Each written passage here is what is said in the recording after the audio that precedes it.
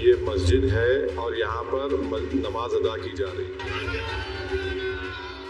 ভারতে ধর্মীয় স্থান নিয়ে বিবাদ নতুন কিছু নয়, কিন্তু বাবরি মসজিদ মামলার রায়ের পর ঐতিহাসিক মসজিদগুলো ঘিরে ক্রমবর্ধমান আইনি ও রাজনৈতিক প্রতিবন্ধকতা সারা দেশের মুসলমানদের মধ্যে গভীর উদ্বেগ সৃষ্টি করেছে। থারের শতবর্ষী কমল মৌলা মসজিদ সংক্রান্ত মধ্যপ্রদেশ হাইকোর্টের সাম্প্রতিক রায়টি এখন এই চলমান বিতর্কের আরেকটি প্রধান কেন্দ্রবিন্দুতে পরিণত হয়েছে।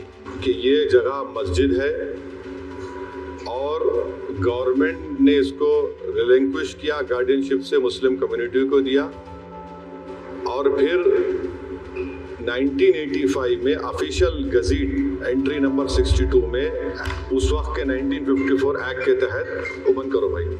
কয়েক দশক ধরে মধ্য ভারতের মধ্যপ্রদেশ রাজ্যের ধারে অবস্থিত কমল মৌলা মসজিদটি ৭৮ বছর বয়সী মোহাম্মদ রফিকের কাছে দ্বিতীয় বাড়ির মতো।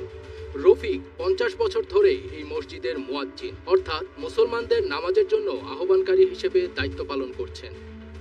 এর আগে ১৯৪৭ সালে ব্রিটিশ ঔপনিবেশিক শাসন থেকে ভারতের স্বাধীনতা লাভেরও আগে থেকে তার দাদা হাফিজ নাজিরউদ্দিন এই নামাজে ইমামতি করতেন, কিন্তু প্রত্নতাত্ত্বিক গুরুত্বের একটি সংরক্ষিত স্মৃতিস্তম্ভ ভোজশালা চত্বরের এই মসজিদটি এখন ধারের রফিক এবং অন্যান্য মুসলমানদের জন্য নিষিদ্ধ এমন দাবি করে আদালতে দায়ের করা একটি আবেদনের শুনানি শেষে মধ্যপ্রদেশ হাইকোর্ট শুক্রবার রায় দিয়েছে যে মধ্যযুগীয় এই চত্বরটি একজন হিন্দু দেবীর মন্দির।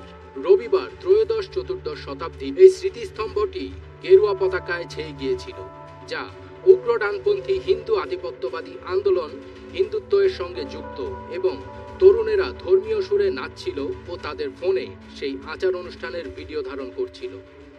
স্থানীয় কর্মীরা দেবীর একটি অস্থায়ী মূর্তি স্থাপন করেন যখন বিপুল সংখ্যক হিন্দু ভক্ত ভারী পুলিশি পাহারার মধ্যে সমবেত হন। থার নামক এক সাধারণ শহরের কমল মৌলা মসজিদ একা নয়, ২০১৪ সালে প্রধানমন্ত্রী নরেন্দ্র মোদীর ক্ষমতায় আসার পর উৎসাহিত হয়ে উগ্র ডানপন্থী হিন্দুত্ববাদী কর্মীরা ভারত জুড়ে একই ধরনের দাবি করে আসছে। এমনকি বিশ্বের সপ্ত আশ্চর্যের অন্যতম তাজমহলও ইসলামী যুগের স্থাপত্যের নিচে মন্দিরের উৎস খোঁজার এই হিন্দুত্ববাদী অভিযান থেকে রক্ষা পায়নি, যদিও তাজমহল একটি সমাধিসৌধ, মসজিদ নয়। এর সপ্তদশ শতাব্দীর মুঘল ঐতিহ্য এটিকে বিতর্কের বিষয় করে তুলেছে। ফার্স্ট বিট তাজ, ATN বাংলা।